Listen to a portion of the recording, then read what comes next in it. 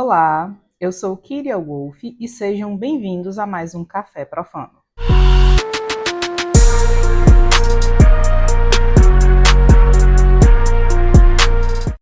No relato de hoje teremos a história do Arthur, um homem do meio magístico que fez parte da casa do Exu do Beijo. Ele foi pressionado a entrar na casa pelo próprio Exu, teve os seus mestres trocados a cada semana, o que causou muitos transtornos, e também foi beijado na boca.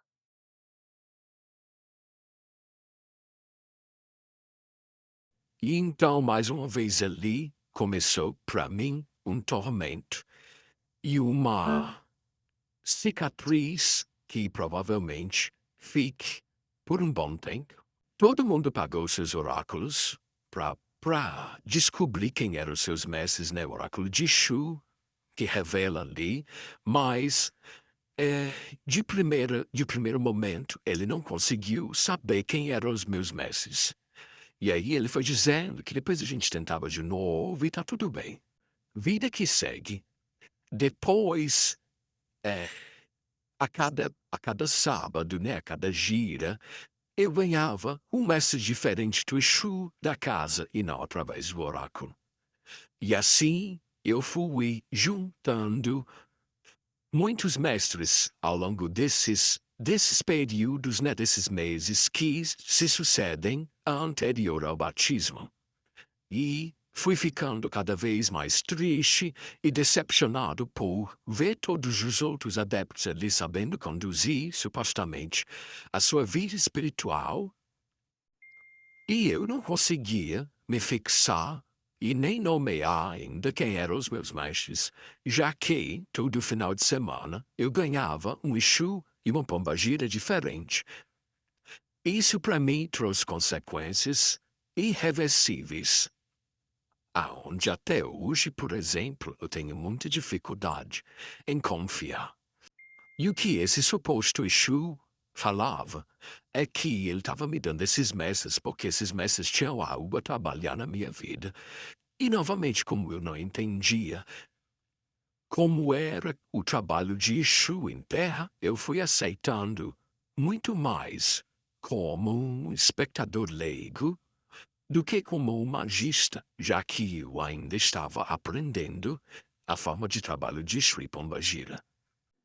Imagine você tentando desenvolver algo que é difícil para você, que não foi de fato te ensinado, e ser pressionado a todo momento na frente de todos a executar isso. É realmente de se sentir coagido. E a situação só fica ainda pior quando essa pressão é feita com os mestres dados de forma errada. Eu já falei aqui outras vezes sobre o assunto, sobre como isso é traumático, causa feridas e transtornos, e eu sei muito bem disso porque aconteceu comigo. Isso é uma forma de brincar com as pessoas, é inadmissível. Fiz uma pressão em relação aos estudos, e o discurso que ele sempre fazia para todos era o mesmo. Eu só posso ensinar determinada coisa pós-batismo, que quando vocês já vão ser membros, de fato, da tradição.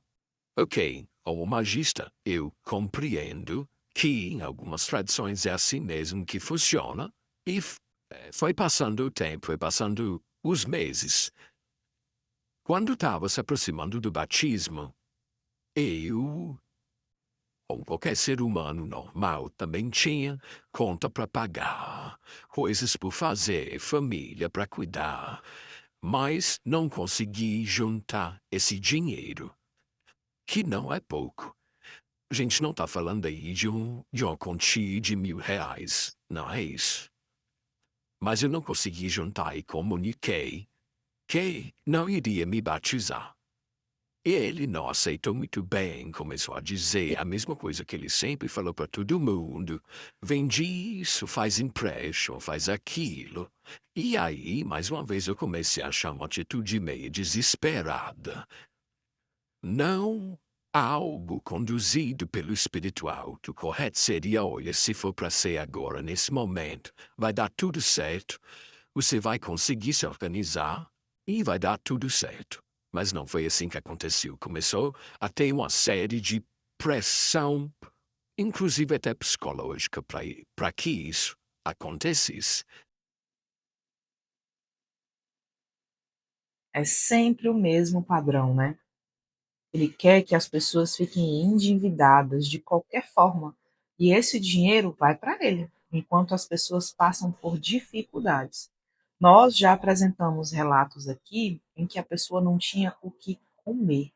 Isso é muito sério. E aí vocês vão entender agora o porquê uma pressão psicológica. Como vocês lembram lá no início, eu disse que levava alguém para esse lugar, alguém importante para mim, para esse lugar, para esse templo. E foi assim que eu conheci esse templo. O sacerdote começou a me fazer pressão, dizendo ele que, se eu não me batizasse, logo ali, naquele período, eu não poderia mais colocar nem os pés na frente da casa dele.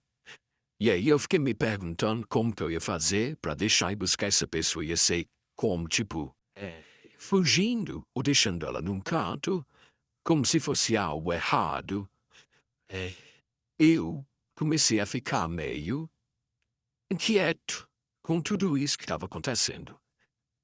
E mesmo não sendo mais da casa, quando tinha necessidade de ajudar ele, ou de fazer um despacho, ou fazer alguma obra dentro do templo, ou a limpar o templo, eu estava lá. Mesmo já não fazendo mais parte da casa, porque, como eu disse, eu não iria me batizar, então eu era considerado uma pessoa de fora. Mesmo tendo frequentado a casa por quase um ano, me doando com o máximo das minhas forças e pagando o curso, né, a mensalidade e levando também as guarnições para o templo, eu fui considerado alguém de fora, alguém estranho. Então o que aconteceu foi eu deixava ela do outro lado da rua e não chegava muito perto do templo. Mas em uma tarde, ao chegar um pouquinho mais cedo, ele também estava acabando de chegar na sua casa, com muitas coisas, tirando muitas coisas pesadas de dentro do carro. Eu resolvi sair para dar uma mão e ajudar. E foi aí um erro.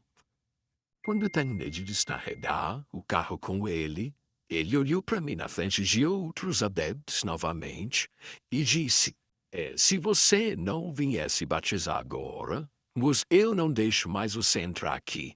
Você não vai ter outra chance. Ou você faz agora, ou você não faz mais. E isso na frente dos outros, novamente, uma coação.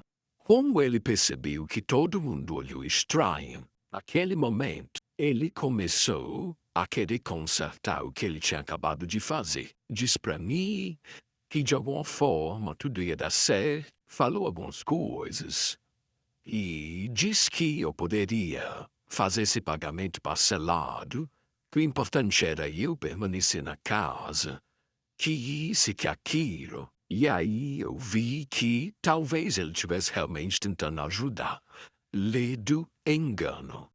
Começamos a fazer os preparos que antecediam o batismo, inclusive novamente o jogo de Exu para saber os meus mestres. E mais uma vez eu acabei recebendo mestres errados. Isso acarretou para minha vida espiritual lesões, as quais eu não sei se um dia eu vou conseguir reparar. Eu até hoje não sei que os nomes, mas também, de certa forma, não me importo. Continuo os meus cultos sem nomear, faço as minhas práticas apenas ali chamando o meu guardião, meu Exu, minha pombagira. Às vezes, é claro, eu me sinto extremamente triste e decepcionado. Não consegui pronunciar o nome deles. Mas foi assim que tudo foi conduzido e eu entendo que não foi a minha culpa. Gente, olha o nível da manipulação.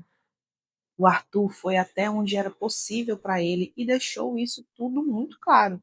Mas mesmo assim, ele ainda tinha que continuar e deixando a pessoa lá. E o sacerdote usou dessa situação para mais uma vez fazer com que as pessoas fizessem coisas contra a sua vontade, além de constranger sempre que possível. Me parece que constranger, ameaçar, acuar é o passatempo dele. E isso sempre na frente de várias pessoas, onde o constrangimento se torna o maior possível. Eu sei que a história está super interessante, que vocês estão muito curiosos para saber o desfecho, mas teremos que deixar para os próximos capítulos. Então, ativa as notificações no sininho e se você está gostando, curte, comenta e compartilha. Logo mais teremos novidades. E esse foi o Café Profano de hoje.